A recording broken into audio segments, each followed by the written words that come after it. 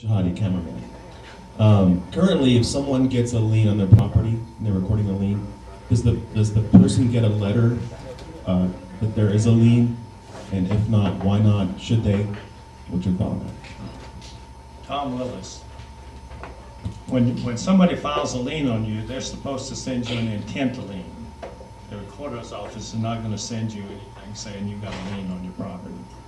In fact, if you got a lien on your property, you might not be able to know it if somebody searches you down there, because the system doesn't work properly. There's other things in front of your name that indexing thing, supposed to be an auto-indexing type thing, doesn't work. So it's a nightmare at that place. And I don't know if the current recorder even knows that. Tom Willis. Debbie Conway, and I'm the incumbent recorder. If there was a nightmare at the place, I'm sure the press would report it. We have won national awards. For the first time in the history of the Clark County Recorder's Office, we won a NACO award. That's the National Association of County Officials. We have won the Nevada Taxpayers Association. We were the finalists for a Cashman Good Government Award, and we have won a NACRAC award. That's the National Association of Clerks, Recorders, and Elected Officials. And that's for the first time in the history of the Clark County Recorder's Office, because of the level of efficiency that we have been able to obtain over the last 3 years. You ask about a lien. The office has a definite mission that's specified by the Nevada statutes that tells us what our job is. And our job is to record and preserve the documents, not to notify the public. Well, one of the things that we did implement while I'm there, and we have classes where we actually train the public how to go in and access their own documents and how to see if someone has filed a lien against your property or any type of negative activity that has occurred or transpired against you as an individual.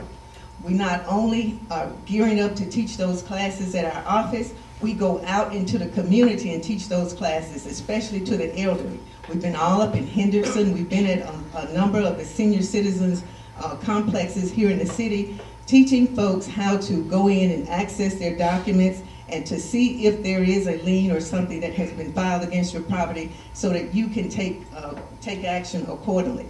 We don't give legal advice.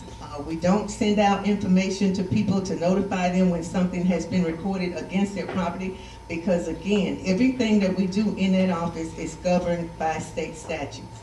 And so if you're interested in knowing if something has transpired, if a document or a lien has been filed against your property, you can come in. The people in our office will show you how to search the records. We have a public search area out in our lobby. That is not mandated by the statutes, but we did it in order to provide customer service to individuals who did not have access to a computer. And so we do have a public search area, and we will go out into the public search area and actually show you how to research your own documents. Certainly, just to let you know that we really would only have a few more minutes. We have found some extra time because it's such an important position. So we're going to ask questions for about another 10 minutes, and then in the last 10 minutes, we're really going to open it up and allow yourselves to answer and ask questions of each other. Thank you. Wayne Klesmer. My question to Don and Tom would be, if you are aware of what the problem seemed to be, what would you do, if elected, to correct some of those situations? And for Debbie, since you are already in office, the things that you have seen that seem to be inefficient, what would you do to correct some of those problems? Do you want me to start, or? Okay. When I first walked into the office, as I mentioned before, there was a line that would extend sometimes outside the door where people were waiting up to 3 hours. If you recorded a document, or if a title company brought in a number of documents to be recorded, it would take anywhere up to 9 months for those documents to be returned to the individuals that recorded the documents. What we did is we went about it systematically by creating various projects, and every year we create a list of projects or goals that we need to accomplish in order to turn the office around and implement the technology necessary to expedite recording. We have checked with other jurisdictions, other agencies and other governmental agencies across the country that are on the cutting edge in terms of technology to expedite service to the public. We implemented, as I mentioned, a public search area so that people can access their documents. We implemented microfilm and also digitization, a real digitization project to take all of the images, and then eventually we're going to push them out there so that the public can access the images via internet. And one of the other things that we've done since I've been in the office is they did not accept, prior to my coming, credit cards. And so now the public can pay for their documents using credit cards. One of the things that, again, these gentlemen don't understand is Las Vegas is the marriage capital of the world. We don't just record records relating to your property, we also record marriage certificates. And because there's such a high volume of marriages here, people call in from all over the country. We have a telephone center where they're ordering copies of their marriage certificates. And basically what we do is we allow them to do that via internet. And so that was another enhancement that we implemented in the office. Tom Willis. Speaking of marriage certificates, I want to set up some kind of drop box for the ministers instead of them, because they may do a marriage, you know, they have all sort of hours, middle of the night, everything else. Sometimes they can't get down to the recorder's office to get it done. If we set up a drop box for them to bring their stuff by, drop off, it'll be a big convenience to them. There again, customer service. Number two, the upgraded management team that she brought into that office needs to go, because I've got more management experience in my little finger than that whole crowd put together. The employees are miserable.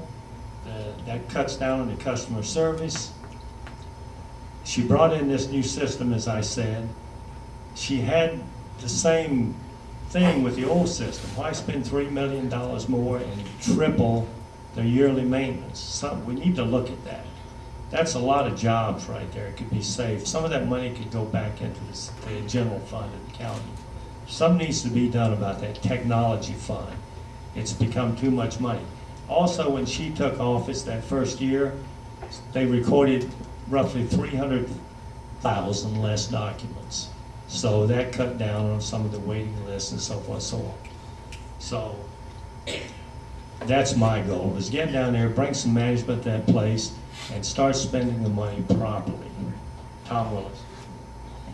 Don Hotchkiss, County Recorder. One of the things that I've discovered doing a little bit of research on the office when I talked to some of the employees down there is that pretty much across the board they've all indicated that the morale in that office is pretty low. They're a little bit reluctant to go beyond that because they're trying to protect their positions. So I would think what I would bring to the office is simply good old-fashioned leadership. In any office where you've got civil service people working, and I've been a civil servant before, I've worked for federal government and for state government, you've got to have a relaxed atmosphere where you can come to work every day, do your job, do the best you can, and go home at the end of the day without fear of anything else happening. And so, two things. Leadership, take care of the people that work there. Management, make sure the office is run efficiently, and making sure that we're meeting the needs of the Clark County taxpayers, the people that are paying our salaries. So those two things need to be looked at.